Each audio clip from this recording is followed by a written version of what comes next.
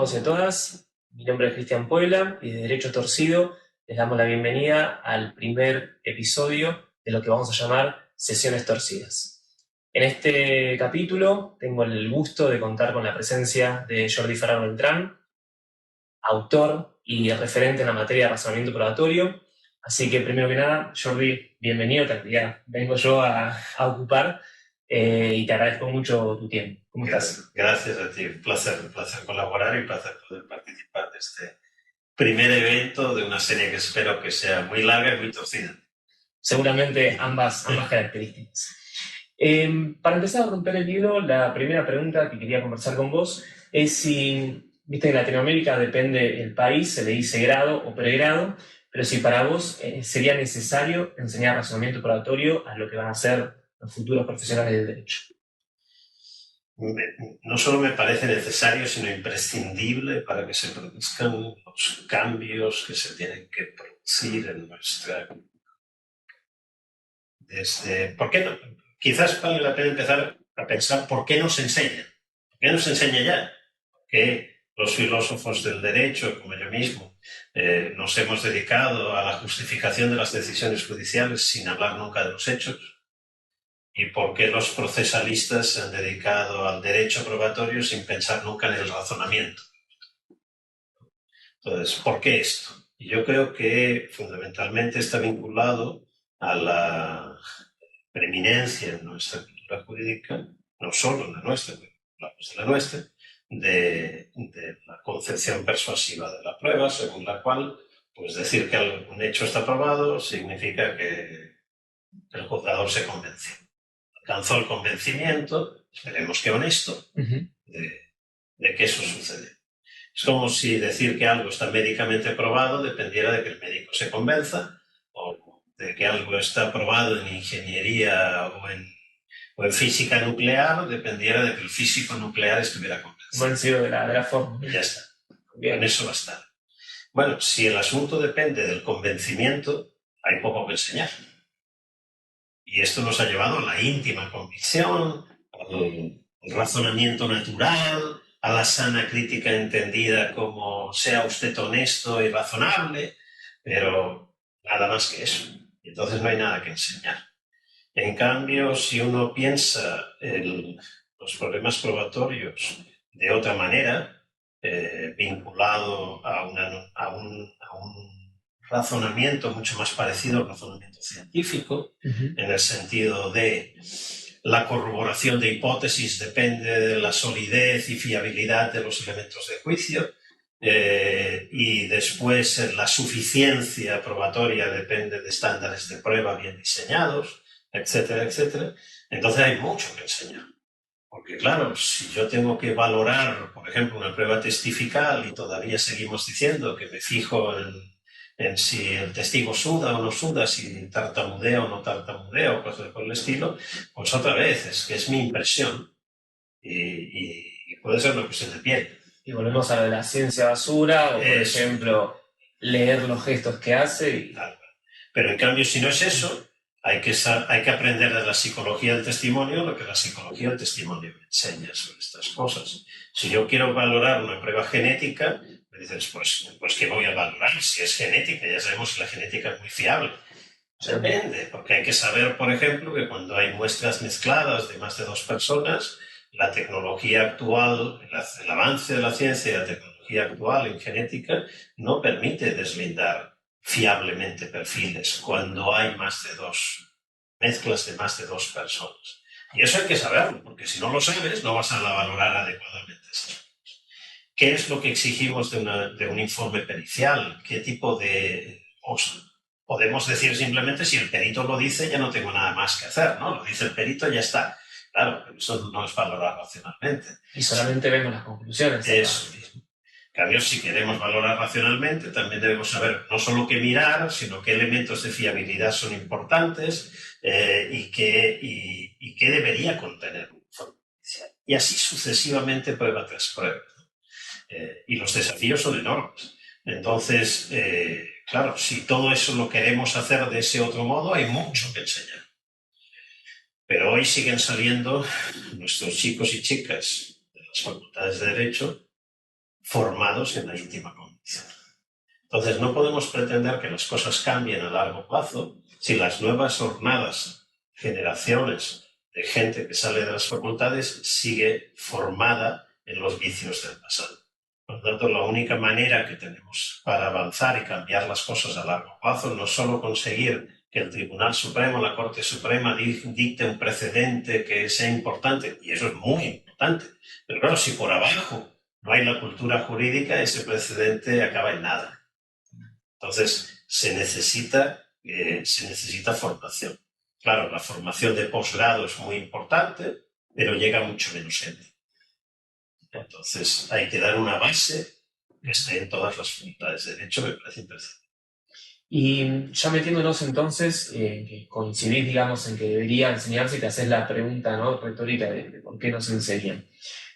Cuando abordás razonamiento probatorio, ¿considerás que es necesario también abordar estándares de prueba si, por ejemplo, queremos enseñar debido proceso?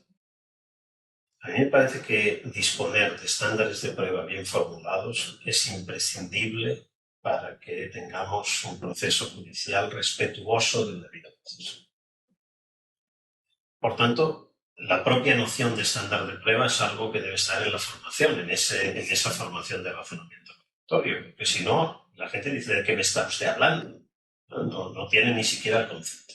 Pero después también otras cosas, la idea de que podemos jugar con distintos estándares de prueba para tipos de decisiones distintas, para procesos distintos, que no es necesario que un estándar de prueba, por ejemplo, incluso para las decisiones finales, dispongamos por ejemplo, para la jurisdicción penal de un solo estándar de prueba para todos los casos penales, con independencia de la entidad que sean, etc. O para los procesos contenciosos administrativos o del administrativo sancionador, da igual si es una multa de tráfico o es un grave problema medioambiental, ¿no?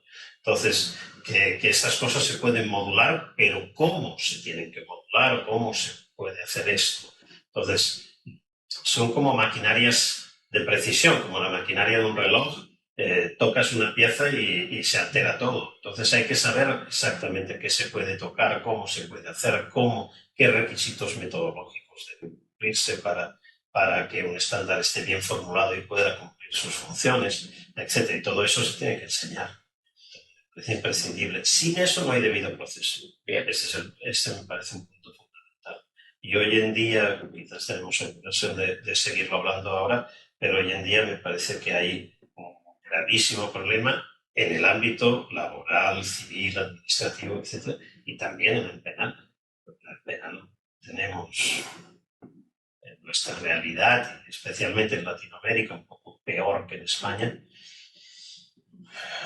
una gran cantidad, un porcentaje enorme, por ejemplo, de presos en prisión preventiva que no han tenido ni la ocasión de un razonamiento probatorio porque no ha habido proceso o no ha habido juicio.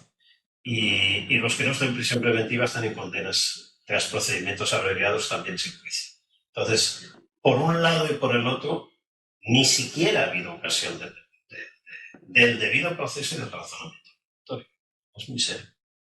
Bueno, ahí ya tocaste varias aristas que me gustaría abordar, pero vos, sobre todo en el manual que hicieron para la Corte Suprema de México, hablas de un derecho a la prueba, ¿no? Y tanto en la primera edición como en la edición, la segunda, actualizada y revisada, que la recomendamos, de prueba sin convicción, vos en la primera edición trabajás 7 niveles de estándares de suficiencia y mencionás la necesidad de formular control intersubjetivamente, ¿no? ¿Quién para vos debería ejercer este control y cómo sería esa formulación? Más allá de que, haciendo un poco de adelantamiento en la lectura, en los 7 niveles que vos ofreces de estándares, vas hablando de suficiencia y más exigencia o menos exigencia. Pero, ¿cómo podríamos llegar a abordar esa exigencia o tarea de quién sería? Déjame empezar por el derecho a la prueba, porque es bien indicativo también de lo que ha sucedido en nuestros países en materia probatoria. El derecho a la prueba se considera por los altos tribunales internacionales, Tribunal Europeo de Derechos Humanos, Corte Interamericana, etc., un derecho fundamental, un derecho humano, convencional, etc.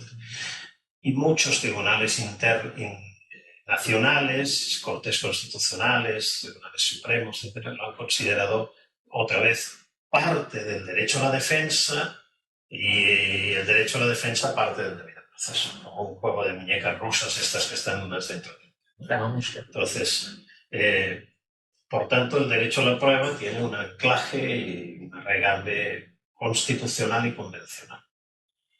Pero ¿qué se entiende por derecho a la prueba? Y cuando vas a ver esos tribunales que lo han constitucionalizado y convencionalizado, el alcance es muy limitado. Es el derecho a presentar y a que sean admitidas todas las pruebas relevantes de que dispongas a los efectos de sostener tus propias alegaciones. Pero esto solo parece muy poco, porque ¿qué diríamos si te dijeran, Cristian, puedes presentar las pruebas que tengas para sostener tus alegaciones en el proceso? Perfecto, aquí está, perfecto, te las admitimos, después de lo cual las ignoramos. ¿De qué sirve que a uno le permitan presentar y que sean admitidas las pruebas relevantes de que disponga si estas después son ignoradas? He tenido la ocasión de presentar recientemente la solicitud de un amicus curiae para la Corte de Argentina. En un caso que ahora, digamos, dejemos allá los detalles del caso concreto, pero en un caso en el cual los problemas no eran que no se hubieran presentado las pruebas o no se hubieran admitido las pruebas. Las pruebas fueron admitidas y posteriormente convenientemente ignoradas. Es decir, el tribunal sentenciador, en primera instancia, en un caso penal, con un juicio conjurado y estas cosas, pero en la motivación de la decisión, finalmente, esas pruebas, aunque están, porque como sucede en muchos países, las sentencias son larguísimas, se piensa que motivar una sentencia es hacer una sentencia más larga. Se transcribe. Sí. Y cuando está la transcripción del juicio, están las pruebas. Después de lo cual, no son valoradas individualmente para decir si son más o menos fiables. Sí. Nada, no hay una sola línea escrita al respecto de esas pruebas y tampoco son consideradas en la valoración del conjunto. Ni descartadas. Ni descartadas. Entonces, claro, ¿de qué sirve que te permitan presentar las pruebas, proponer pruebas y que éstas sean admitidas y después, claro, es como un juego de mal gusto, oiga. En esto no puede consistir un derecho fundamental. ¿Para qué? El derecho fundamental tiene que tener una función y es una función que está en el marco del debido proceso y del derecho a la defensa. Y no solo del derecho a la defensa entendido como derecho a la defensa de la defensa en un proceso penal, derecho a la defensa de las propias alegaciones, que esto es cualquier parte en cualquier proceso. Sí, es un control. Entonces, claro, en la manera en que Tarufo lo entendía el derecho a la prueba y después yo también, ese derecho a presentar las pruebas de que uno disponga relevantes, que éstas sean admitidas, debe ir acompañado de que, si son de esas pruebas que se practican, que todas se practican, que sean practicadas, después a que sean valoradas racionalmente. Y finalmente a que sea motivada la decisión que se adopta con ellas. ¿Por qué? Porque, otra vez, como se ve en este caso que te decía, pues si solo son admitidas y después convenientemente ignoradas, esto no es una broma de mal gusto. Entonces, no, necesito que sean valoradas individualmente y conjuntamente y que sea motivada la decisión respecto de ellas, porque es la única manera que tengo de poder controlar que hayan sido valoradas adecuadamente. Y ahora vamos a lo del control intersubjetivo. Porque ¿qué quiere decir esto de que sean motivadas? ¿Motivadas para qué? Motivadas a los efectos de poder permitir el control intersubjetivo. Esto es, que personas distintas, sujetos distintos de aquellos que han tomado la decisión, las partes, un académico que estudie esa sentencia, la comunidad jurídica y los tribunales superiores, que sujetos distintos de aquellos que han tomado la decisión puedan controlar la corrección de la decisión. Volvamos a la decisión con la convicción íntima, etc. Si lo que dijera el médico fuera mi diagnóstico es correcto porque yo estoy convencido, como el convencimiento es personal, nadie que no sea esa propia persona podría controlar si es correcta o no es correcta la decisión, porque si el criterio es el convencimiento, pues no hay más que hablar. Una vez tengo criterios que sean intersubjetivamente controlables, un tercero puede controlar la corrección de la decisión. A veces en clase yo explico esto con el siguiente ejemplo, quizás me lo has escuchado. ¿Qué sucedería si viene mi hermano a casa un día y me dice, mira, me he comprado este auto nuevo, quiero que lo veas, tal, me lo muestra por todas sus partes, por delante, por detrás, por arriba y por abajo, por dentro y por fuera. Después de lo cual me pregunta, ¿qué te parece? ¿He hecho bien? Bueno, ¿has hecho bien en qué? En comprar este. Ya necesitaba comprar un auto, en mi elección de que sea este modelo. No sé. ¿Y cuál es el criterio? Y me dice cuál va a ser. El criterio, pues el gusto, el que más me gustaba. Claro, el gusto no es intersubjetivamente controlable, es intrínsecamente personal, intrínsecamente subjetivo. Entonces, en la medida en que el gusto es subjetivo, si el tipo me dice, pues he elegido según el que más me gustaba, pues lo máximo que le puedo decir es que a mí me gusta otro. Pero entonces ya, pues cuando te lo compres tú, te compras según tu gusto, ¿verdad? Entonces la pregunta misma, hecho bien, no tiene sentido. Bien. En cambio, si me dijera, mira, la decisión la he tomado sobre la base del auto que está en el mercado, que tiene una mejor relación entre potencia y consumo. Porque me gustan los autos que tienen un motor potente, etcétera, pero a la vez, pues, caramba, la gasolina está cara, además no quiero que contamine tanto, etcétera, cuanto menos consuma mejor, y por tanto he buscado el auto con mejor relación potencia-consumo. Claro, ese criterio, la relación potencia-consumo, ya no es subjetivo. Ese es intersubjetivamente controlable. Quiere decir, un tercero, yo mismo o cualquier otro, puede decirle a mi hermano, pues mira, te equivocaste, fíjate que está este modelo de esta otra marca que tiene una mejor relación potencia-consumo que el que es. Entonces, ¿qué necesitamos? Armar el razonamiento probatorio sobre la base de criterios como potencia-consumo y no sobre la base de criterios como me gusta. Solo así le podemos decir al médico, y los juristas lo hacemos, le podemos decir al médico, se equivocó usted en su diagnóstico y usted tiene responsabilidad civil por un mal diagnóstico. ¿Por qué? Porque podemos controlar la corrección de la decisión más allá del hecho de si el médico estaba convencido o no. Ya asumimos que el médico estaba convencido cuando diagnosticó, si no sería un delito, igual mató al paciente, oiga. El paciente se murió y le atribuimos un homicidio. Pero merecemos un porqué. Claro, pero aunque estuviera convencido, eso es independiente si decidió correctamente o no. Entonces, pero para eso necesitamos un criterio de corrección que no sea el convencimiento. Cuando lo tengo, entonces puedo hacer, cuando tengo un criterio de corrección que no es subjetivo, puede ser sometido a ese control intersubjetivo.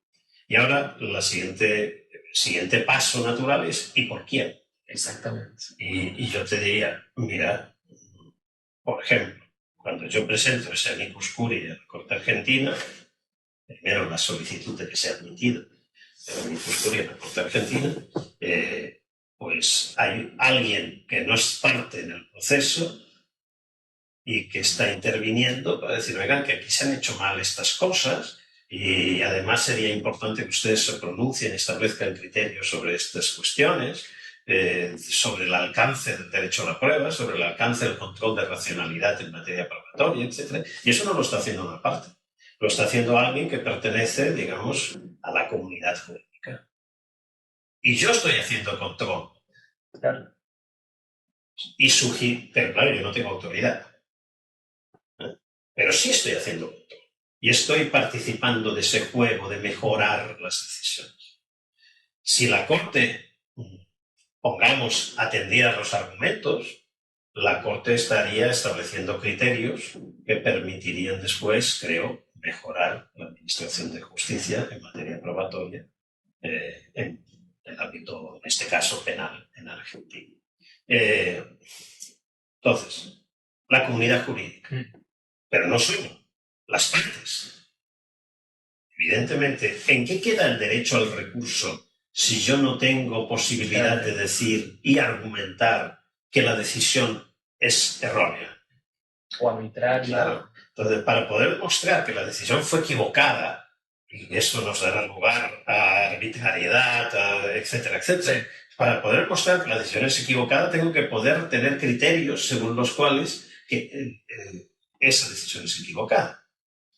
Cuando en España primaba, y aún algo hay de esto, mucho hay de esto en algunas jurisdicciones más que en otras.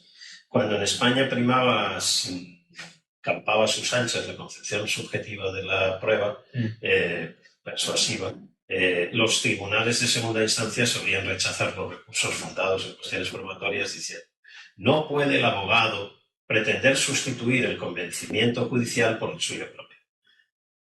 Wow. Y era una frase de estilo que ponían en todas. Sí.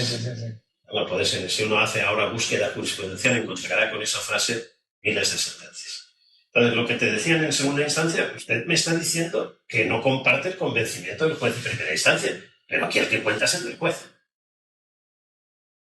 Claro, ¿en qué queda entonces el derecho al recurso?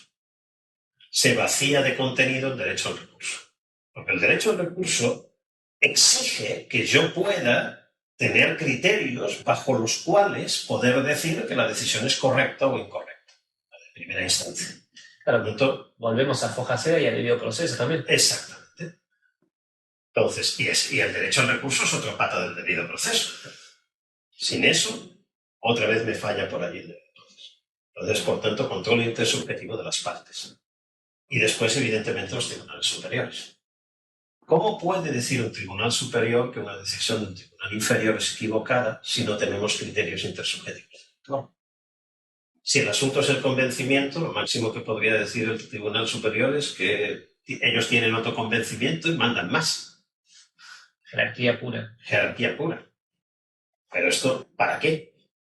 O sea, ¿por qué querríamos que sea simplemente una cuestión de gustos de quien manda más respecto al gusto del que manda menos? Eso no tiene demasiado sentido.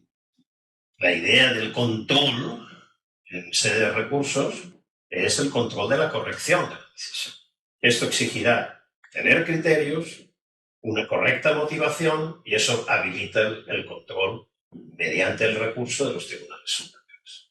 Entonces, un control intersubjetivo en el que jugamos todos, la comunidad jurídica, las partes, los tribunales superiores, y hace posible la racionalidad en la toma de decisiones judiciales. ¿Y consideras que se podría legislar algo parecido a esto? Una exigencia. Yo creo que hay mucho recorrido para mejorar nuestras leyes procesales en materia probatoria. Mucho. Carmen Vázquez hizo ese documento sobre el contenido mínimo de los informes periciales. Y allí ella mostraba, haciendo un estudio de derecho comparado, cómo en algunos países se ha legislado sobre cuál debería ser el contenido mínimo. Y hay un avance muy importante en ese sentido, porque eso habilita después el control. Entonces, el tribunal o el juez puede decir, bueno, pero es que este informe no tiene parámetros. No tiene los parámetros que se exigen legalmente. Y eso permitiría incluso inadmitir informes, no solo valorarlos como no fiables, sino de llano inadmitirlos por no tener los contenidos que deben tener, etc. Entonces creo que hay mucho recorrido. Pero también mucho recorrido en materia de estándares de prueba. Los estándares de prueba empiezan a aparecer. Mira, hace poco, 3-4 semanas, leía un post en internet de unos juristas brasileños que hacían un análisis, que creo que van a publicar ahora como artículo, un análisis acerca del impacto de la noción de estándar de prueba en la jurisprudencia del Tribunal Superior de Justicia en Brasil. Brasil tiene dos altos tribunales, el STJ, el Superior Tribunal de Justicia, y el Tribunal Supremo. Supremo, en esquema español, sería como el Constitucional, mientras que el Superior Tribunal de Justicia es como el Tribunal Supremo nuestro. El máximo de legalidad del Superior Tribunal de Justicia, el control de constitucionalidad del Supremo. Bueno, y hace un análisis sobre todo la jurisprudencia del Superior Tribunal de Justicia en materia de estándares de prueba. Ya el propio concepto estándar de prueba, antes del 2021, lo localizan en 3 sentencias. Okay. Y del 22 hasta aquí, lo localizan en cerca de 3.000. Entonces, cambio estratosférico. Claro, ¿esto quiere decir que ha cambiado la jurisprudencia brasileña? Bueno, borramos tanto. Más complejo. Es más complejo, por eso decía, es una cuestión cultural, importa formar a la gente, formar en el uso, etc. Pero ya el concepto lo tenemos ahí y empiezan a plantearse cuestiones importantes, por ejemplo, para cambiar de país, y son cosas que en la segunda edición de Pruebas sin Convicción algunas recojo. La Corte Suprema peruana se ha planteado en un acuerdo plenario que es vinculante para todo el país, para todo el Poder Judicial, cuál es el estándar de prueba para abrir juicio oral, o alternativamente para sobreseer el caso acabada la instrucción. Que estaría respetando, si mal no recuerdo, el cuarto de los que vos proponés. No, para ellos están pensando, porque no hay dicen no se necesita un requisito de peso, por lo tanto estaríamos entre el 6 o el 7 de los que... hay alguna, en cambio, decisión mexicana de tribunales inferiores mexicanos que proponían para esto mismo el cuarto. Bien. Pero ahí estamos viendo Brasil, Perú, México, etc., cómo esto en la jurisprudencia empieza a impactar en la legislación. Y del mismo modo que la Corte Suprema peruana puede plantearse la cuestión con independencia del caso concreto, es decir, cuál debería ser el estándar de prueba para este tipo de decisión, eso mismo lo podría hacer el legislador. Y yo creo que con mayor legitimidad, que cuál debería ser el estándar de prueba es fruto de una decisión política acerca del reparto del riesgo del error entre una decisión y otra entre las partes.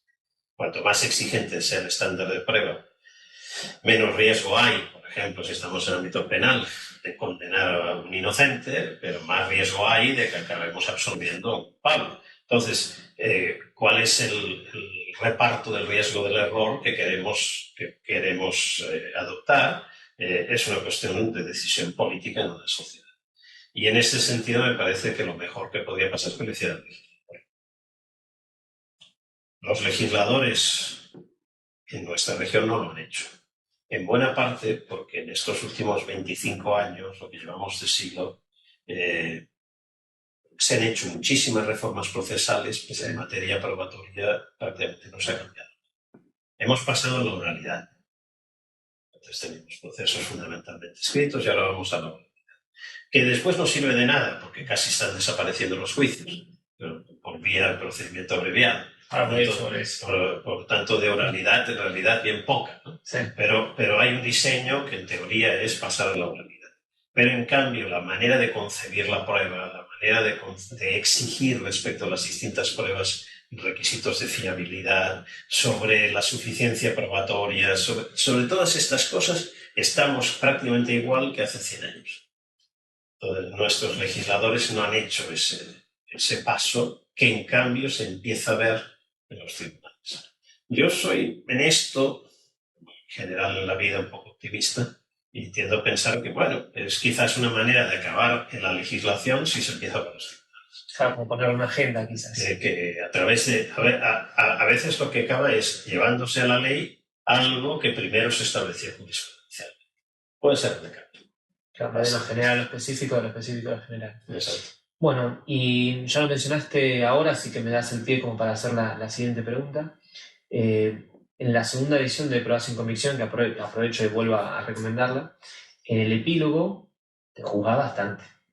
Ofreces 3 nuevos estándares que ya no van cambiando por el grado de suficiencia que exige la formulación, sino que el octavo viene a ser siguiendo esos 7 y los nuevos 2 estándares, el 9 y 10, ya se meten en decisiones intermedias. Dentro de las cuales tenemos, por ejemplo, las prisiones preventivas, el acuerdo en los juicios o los juicios acordados, o también das toda la formulación que establece cada uno de los países. Bueno, ¿cómo hacemos para tratar de formular más allá de los que vos proponés estándar de prueba para hechos que son futuros, ¿no? ¿Cómo entra ahí el razonamiento probatorio? En ese epílogo, que es un capítulo 9 del libro, efectivamente me juego bastante en lo que en 2021, cuando terminé la primera edición, no era capaz de contestar, digamos. En realidad son como etapas en la investigación y hay cosas que son escollos para los que no tienes respuesta, así que para lo que no tengas respuesta mejor no preguntes y son temas que no traté ahí porque no tenía una respuesta, era consciente del problema. Pero creo que parte de la cuestión es precisamente esta, empezar a ser consciente del problema en el que estamos. Si vemos nuestra región, pero no solo, creo que en buena parte pasa también, por ejemplo, en Estados Unidos. Ahora, antes mencionabas la Michele Tarufo Girona Evidence Week, ahí tuvimos uno de los paneles plenarios sobre plea bargaining en Estados Unidos, que quien estuvo presente y quien dentro de un tiempo pueda verlo, que lo pondremos en nuestro canal YouTube, es para ponerse a temblar. O sea, básicamente 5 grandes especialistas, grandes académicos y no solo, estadounidenses, diciéndole al mundo, oigan, pueden copiarnos muchas cosas, pero esto no nos lo copien, porque es un desastre. Pero lo hemos copiado. Hay un informe de hace ya unos años de una ONG estadounidense que se titula The Disappearing Trial, el juicio en desaparición, ¿no? Y hacen un análisis del mundo, ¿eh? y muestran que en más de 60 países del mundo, la gran mayoría de condenas, países supuestamente democráticos, la gran mayoría de condenas ya no son tras juicio. Entonces, y ahora vamos otra vez a la prisión preventiva. Tenemos un porcentaje, en España está en torno al 13% de presos, del total de presos, sí. En torno al 13% son presos en prisión preventiva. 13%. La gran mayoría de países de Latinoamérica están en torno o por encima del 50%. Sí. Y esa cosa que dice la Corte Interamericana, también el Tribunal Europeo de Derechos Humanos, de que la prisión preventiva debe ser excepcional, pues mire, oiga, si está por encima del 50%, cualquier cosa menos excepción. Total. Entonces, si tengo más del 50% de presos en prisión preventiva, y de los que ya han sido condenados, la gran mayoría han sido condenados sin juicio, decir que tenemos un sistema respetuoso de los derechos es otra vez una broma. Lo que está pasando en nuestros países es que hemos vuelto a la pre-ilustración, donde la confesión es suficiente para la condena. En el año 70, un jurista importante estadounidense escribió un artículo muy importante que llama Plea Bargaining as Starter. Digamos, lo que hoy sería para nosotros, o para Latinoamérica, el procedimiento abreviado, en España la sentencia de conformidad, como mecanismo de tortura. Pero claro, a un sujeto racional, sujeto inocente, irracional, que lleva 3 años en prisión preventiva, o más, porque las prisiones preventivas se alargan, la gente se la pone en la cárcel y se tira la llave. 3 años en prisión preventiva. Que el fiscal le pide 10. Pero dice, mire, si se conforma, si acepta, lo dejamos en 3 años y 3 meses. ¿Aceptas o no aceptas? Aunque seas inocente. ¿Para qué me voy a arriesgar a 10? Es más, vaya usted a saber cuándo será el juicio y entre tanto seguiré en prisión preventiva. Si acepto hoy, 3 años y 3 meses, mañana salgo. O al sujeto que le dicen, es que si no vamos a por tu hijo. Es que los mecanismos de presión pueden ser los legítimos, muy duros. y además los ilegítimos. Cuando además todo eso se mezcla con sistemas donde hay corrupción policial, corrupción en las fiscalías, corrupción en todas partes. O sea, el cóctel es explosivo. Y todo esto sin criterios de corrección y sin control, otra vez intersubjetivo, etcétera, etcétera. Entonces, el problema es mayúsculo. Me parece que si uno ve esos códigos que se han hecho en los últimos años, códigos procesales, tenemos un 90% del código dedicado al juicio ordinario. 3 o 4 articulitos al procedimiento abreviado. Procedimiento abreviado prácticamente sin regulación. Y esos 3 o 4 articulitos son los que se usan para el 90% de los casos. Y el otro gran parte del código está ahí para adornar, como adorno. Los procesalistas que han sido siempre comentadores de los códigos, escriben manuales donde el 90% del manual es sobre ese juicio en desaparición. Entonces, la realidad va por otro lado. Va por otro lado. En mecanismos de prisión preventiva y de procedimiento abreviado. Entonces, y si ahora vamos al razonamiento probatorio y la gente que hemos escrito sobre prueba, lo mismo. Hablamos de la prueba, de la valoración de la prueba, de la decisión en sentencia, de todo esto, de todo aquello que se produce en el juicio y en la decisión tras juicio. Pero muy poco sobre las medidas intermedias, sobre las medidas cautelares, sobre el control de las decisiones en materia de investigación también, la racionalidad de la propia investigación, las decisiones en procedimiento abreviado, las decisiones sobre prisión preventiva y el control de la prisión preventiva que debería hacerse regularmente. Sí. Sobre todo eso, si se ponen a buscar en la literatura. Entonces me parece muy importante, pero es muy difícil, porque desde el punto de vista, primero porque hay menos estudiado, sí, pero también porque cuáles deberían ser los estándares de prueba en decisiones que tienen la particularidad de que son temporalmente móviles. La decisión sobre abrir o no abrir juicio se produce en un cierto momento del proceso, que sabemos cuál es. La decisión sobre sentencia también. La podemos colocar en el íter procesal en un determinado momento. Sí.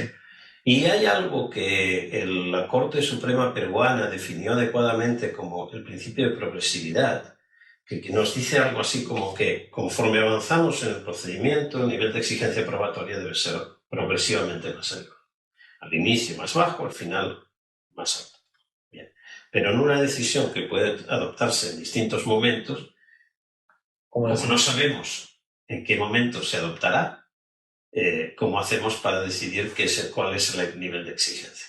Ese carácter móvil, tanto de la decisión del procedimiento abreviado, que podría ser muy inicial o más adelantada en el tiempo, como sobre las decisiones de medidas cautelares, ese carácter móvil hacía que cuando escribí pruebas sin convicción, pues no tenía una respuesta para esto.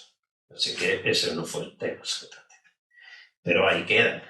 Y te llaman. Y ahora decidí afrontar esto, porque creo que es el gran desafío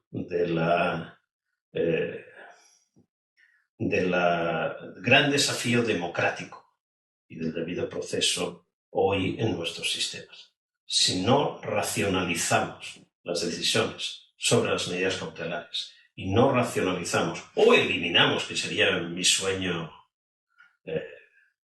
ideal, digamos, los procedimientos abreviados, o eliminamos los procedimientos abreviados y a todo el mundo le respetamos su derecho al juicio, en serio, o bien racionalizamos las decisiones, al menos en materia de procedimientos abreviados. Si no se hacen esas dos cosas, creo que nuestros sistemas son una picadora de inocentes, normalmente de pobres e inocentes. Y esto debe ser revisado muy seriamente. Bueno, como para ir concluyendo, tengo 2 preguntitas más de no tanto rigor científico, porque te agradezco muchísimo las respuestas de cada una sale un paper, por quedarme corto con uno solo. Un libro que te haya marcado, ya sea de materia probatoria, filosofía jurídica, ¿por qué no literatura? Que para vos cualquier persona que persigue principios democráticos debería leer. Uf, Esa no te la esperabas. no. Y no me animaría tanto, quizás, pero sí los que me han marcado a mí. Te voy a decir tres. Bien, ampliamos. Yo empecé haciendo una carrera investigadora, de tesis doctoral en teoría del derecho y teoría de las normas. Y ahí mis autores de cabecera eran Alchurón y Buligin por un lado y Ricardo Guastini por el otro. Y, pues, por decir algo, libros como Normative Systems o como Distinguiendo de Guastini. Una formación en teoría del derecho, de teoría analítica del derecho, que me ha sido tremendamente útil después cuando he ido a hacer cosas muy distintas, que no son teoría de las normas, etcétera, como cuestiones relativas al razonamiento probatorio, porque me estructuraron una mente analítica. Y creo que me sirve incluso en mi vida personal, privada, mi forma de ver la vida, etcétera. Soy muy analítico. A veces en defecto hasta profesional, diría. Y esto marcó mucho. Cuando después de acabar la tesis doctoral empecé a pensar hacia dónde dirigir mi investigación, pues el libro que más me marcó fue el de Tarufo, La prueba de los hechos.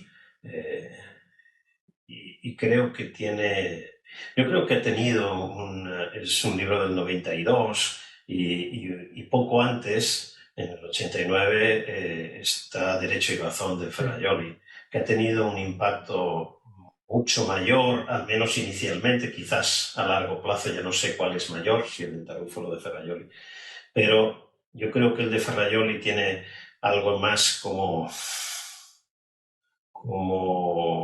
de las bases ideológicas de un Estado democrático y de derecho en materia del proceso penal, mientras que el de Tarufo es más de orfebrería, como más lo eran Alchurón y Buligin en teoría de las normas, ¿no? Bueno, todo esto en qué se traduce y cómo deberíamos tener un sistema y cuál debería ser los criterios de decisión, etc.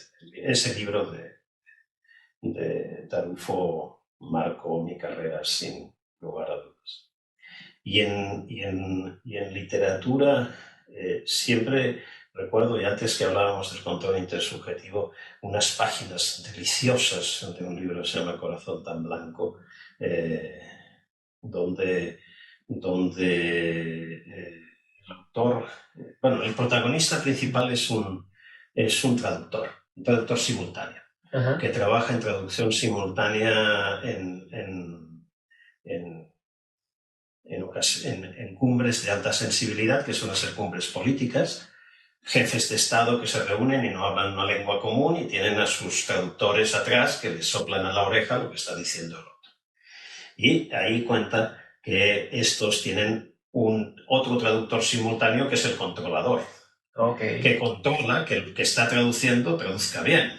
Porque imagínate en una reunión entre dos jefes de Estado que, no sé, pongamos a Zelensky y Putin sentados negociando la paz de Ucrania, si esto pasa alguna vez, y que no hablen una lengua común, y tengo ahí unos traductores que le dicen lo que está diciendo el otro. Y entonces, y esa traducción no fuera correcta. Ahí podríamos tener líos monumentales. Entonces está el controlador. Y la traductora, en el libro, la traductora que está traduciendo es una mujer y el controlador es un hombre, pero este hombre quería tener un approach, le gustaba la traductora. ¿No? Y la traductora decide en una cumbre en la que se estaban llegando, creo recordar que era un asunto de una negociación armamentística, no sé qué, la traductora decide, digamos, engrasar la negociación con buenas palabras. Y mientras el jefe de Estado del otro país estaba diciendo, estaba haciendo cosas críticas y diciendo que no, ella traducía diciendo, poniéndole al otro lo que no había dicho para facilitar el acuerdo, para facilitar el acuerdo. Y entonces era el momento en que el controlador tenía que hacer saltar la alarma. Esta no es la traducción. Y no lo hace. Porque tenía un interés con la traductora. Y no lo hace. Y la discusión, y ahí hay unas 10 páginas que recomendaría a cualquier jurista acerca de quién controla al controlador. Pregunta filosófica, ontológica. ¿Quién controla al controlador? Entonces, ¿y cuál debería ser el controlador último? Es, otra vez, es lo mismo que quien controla el razonamiento. Antes decía control intersubjetivo. Bueno, al final tengo una Corte Suprema. ¿Quién controla la Corte Suprema? ¿No? Y si nos vamos al Tribunal Internacional, pasará lo mismo. Siempre hay un último. Entonces, ¿quién controla al controlador y cómo podemos establecer mecanismos? Y esto escrito con un castellano hermoso y una trama estupenda, pero esas 10 páginas de Corazón tan Blanco se las recomiendo a todo el mundo que quiera pensar en estos temas del control del razonamiento. Ese no lo conozco, así que lo voy a buscar, pero también me hace acordar un poco la cadena de validez y la norma política fundamental, ¿no? ¿Cuál es la primera? Y hemos hablado también, bueno, la figura de Michele Tarufo, obviamente acá y mundialmente, es una luz en razonamiento probatorio en general y en prueba también en particular. Y esta pregunta quizás es más personal todavía que la elección de los libros. Si yo te menciono la palabra Girona, no solamente la universidad, ustedes han creado una comunidad que excede las fronteras de la muralla de Girona. ¿Qué te genera esa palabra?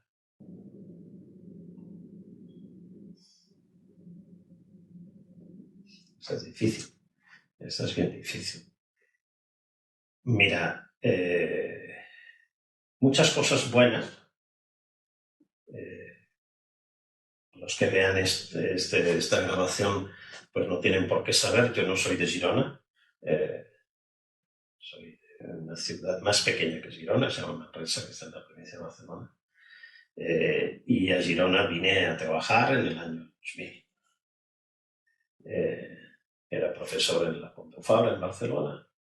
Y en ese momento, quien era en ese momento catedrático aquí, de Filosofía del Derecho, pasó a la Pompeu Fabra y quedó vacante acá. Yo estaba en la Pompeu Fabra y él, José Juan Moreso, me propuso que yo me hiciera cargo de Girona, diciendo, tú mismo, si no quieres, pues sacaremos también una plaza en la Pompeu. O sea, tú decides dónde, pero yo quisiera que fueras yo. Y eso fue una decisión muy difícil, entre ser cabeza de ratón o cola de león. La Pompeu Fabra y el grupo de Filosofía del Derecho de la Pompeu Fabra era un grupo ya entonces grande, potente, y aquí venía a incorporarme a un grupo de dos contándome a mí. O sea, no podíamos ni hacer un seminario. Y en ese momento yo pacté con Moreso que haríamos un seminario al trimestre en Girona y que vendrían ellos también, para poder reunirnos al menos unos cuantos. Entonces estaba absolutamente todo por hacer. Pero yo decidí ser cabeza de ratón e intentar hacer algo distinto a lo que habitualmente se hacía y se ha hecho en las universidades españolas, europeas en general, también diría iberoamericanas. Es decir, intentar construir un clima de trabajo, por un lado muy exigente, pero por otro lado muy empático. Y la conjunción de las dos cosas es muy difícil también en el día a día, porque cuanta más empatía, más se generan lazos personales que después hacen que no funcione la exigencia académica, y cuanta más exigencia, más distancia y frialdad. Entonces, unir esas dos cosas y mantenerlas equilibradas es muy difícil. Pero me parecen, en cambio, importantísimas para poder generar un grupo que sea, por un lado, potente desde el punto de vista intelectual, pero por otro lado que puedan trabajar juntos, que me parece que es la manera imprescindible para poder hacer cosas potentes. Esto por un lado. Por otro lado, encontré una ciudad en la que he vivido mejor que en ningún otro lugar. Una ciudad que es hermosa, por un lado, que tiene una grandísima gastronomía, cosa que a mí me gusta mucho, y después también es segura. Entonces, la conjunción de una ciudad donde uno puede vivir y puede tener, en ese sentido, una buena vida en lo personal y un espacio de trabajo que progresivamente se fue haciendo más parecido a esa idea con la que llegué, pues la verdad me ha dado todo, digamos. Y después de eso, ese todo incluye, tú empezabas tu pregunta hablando de Tarufo. Tuve la gran suerte de que durante buena parte de los últimos 10 años de su vida, Tarufo tuvo una relación muy continua con Girona y en los últimos 6 o 7 años vivía una parte del año aquí. Su despacho era este de al lado, el mío, y todas las mañanas empezábamos con yo sentado donde estoy y él donde estás tú. Tengo una foto suya ahí donde estás tú sentado, tomando un café y hablando de política, de prueba, de derecho. Y así empezábamos todas las mañanas. Él ya estaba en su despacho cuando yo llegaba, pues muy madrugador. Así que lo primero que le decía, Miquel, un café, y tomábamos un café de 1 hora hablando. Y esto es un privilegio enorme que me hizo ser amigo de ese grandísimo jurista y grandísima persona, pero sobre todo que me hizo a mí crecer personal e intelectualmente. Un privilegio que también me ha dado Girona. Entonces, después de esto, un espacio en el que, como tú dices, se ha creado una comunidad muy grande, cada vez más grande, que nos gusta llamar la familia gironina, o la familia gironí, dicen por ahí. Otra vez, de lazos, intereses intelectuales y democráticos compartidos, y intereses en materia probatoria, y lazos personales que hacen algo tremendamente atractivo, tremendamente... Para mí es un sueño, realmente. Yo soy hijo de la universidad pública, pude estudiar gracias a la universidad pública y he trabajado toda mi vida en la universidad pública y pensar que a través de la universidad pública se pueden hacer estas cosas y impactar de esta manera, si me lo dicen con 25 años, no me lo hubiese creído. Entonces, sí, es algo hermoso. Que ser, Jordi, más que agradecido. Ha sido un placer y la disfruté un montón la conversación. Para mí también. Gracias a ti, gracias a todos los que nos escuchen. Es un placer. Bueno, gracias. Un abrazo.